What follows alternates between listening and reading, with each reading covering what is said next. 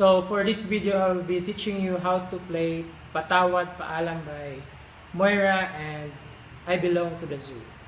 So let's get started. So first part ng kantang to ay yung intro at yung verse. So for the intro, meron tong tatlong chords. So D, first is D, then followed by B minor, then G, then balik ulit sa D. So D,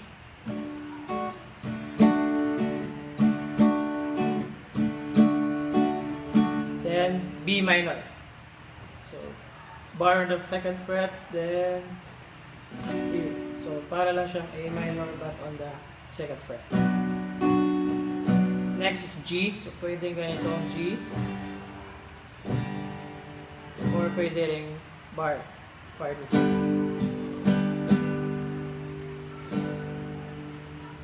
Then balik ulit sa B. So ganito yung intro at yung verse niya.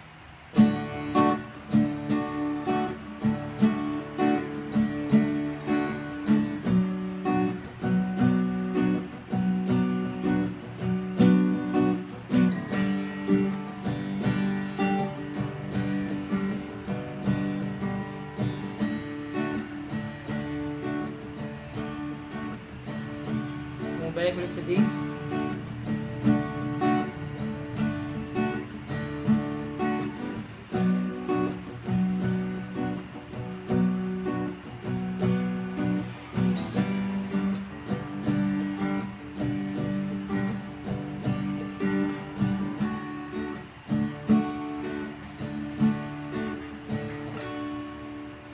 The next part is yung chorus. So, ang chords na ginamit sa chorus ay first is G. So, pagkatapos ng verse na ganitong chords or chord D. Next is G sa chorus. First chord ng chorus ay G. The next is D. So, gagawin ito twice. So, after ng D ay balik sa G. Then, next chord ay A. Apple. Then, next is B minor. Then, balik sa A. Then, balik naman sa G. So, ganito yun.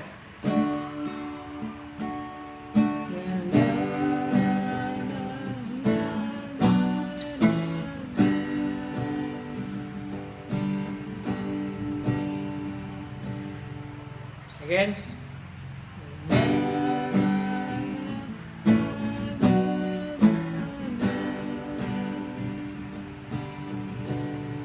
And pagkatapos ito ay Eagle minor or E minor. And G. And Eagle minor. And G.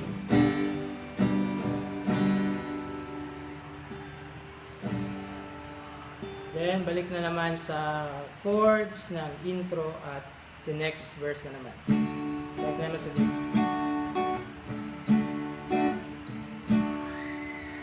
So, balik tayo sa chorus. So, G. Then D. Then G. Then D.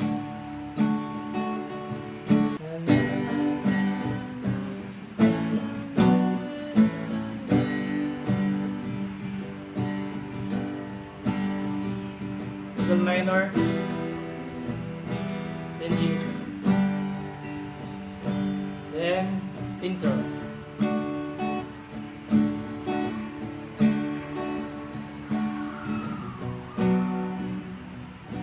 then verse, then chorus na naman, then next part is yung before mag-bridge or interlude. So ang chords nyon ay D, then next is B minor. So, gagawin ito twice. D, then B minor.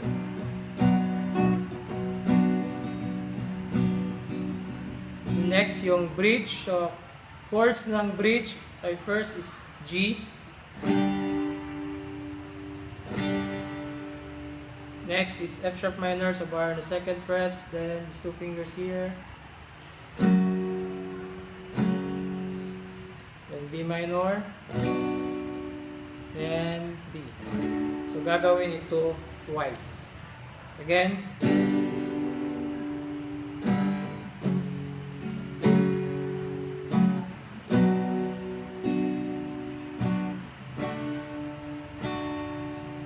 gagawin ito twice. Then after nito ay another chord pattern na naman. So first is G,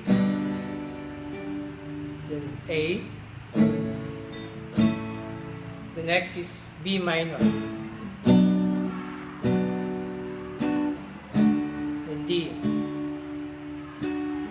So sa first part ng bridge, ganito lang ang strumming nito. First chord G, so bagsak lang.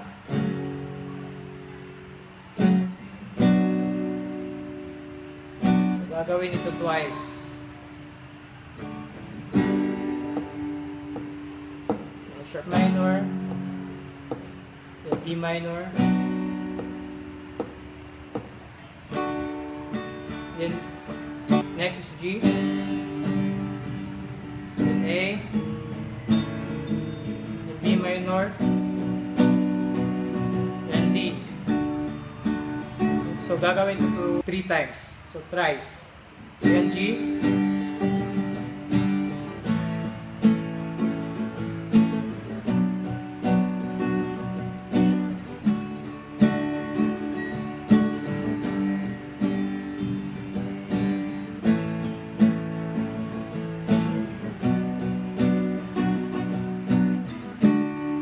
then pagkatapos nito ay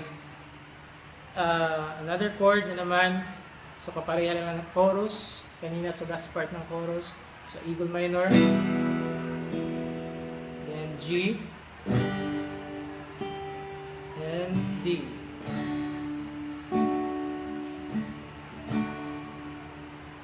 Then after ng part nito ay chorus na naman. So sa chorus, the same chords, but on the last part meron lang na in-insert na chord, yung chord na A. So instead of eagle minor, then G, then D, so mayroong in-insert after G, which is A.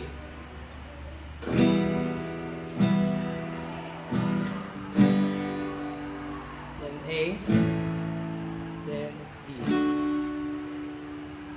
So again, eagle minor. So ito na yung last part, eagle minor, G, then A, then D. So that's the ending of the song.